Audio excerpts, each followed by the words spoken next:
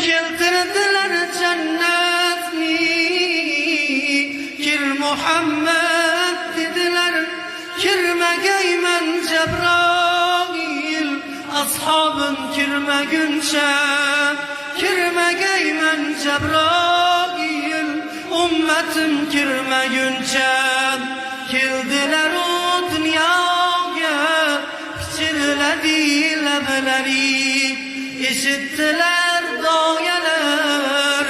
Dediler ummetim, ummetim, o ummetim. Yaşadılar hayatta, so'nggi nefes aldılar. İşittiler azvaçlar, dediler ummetim.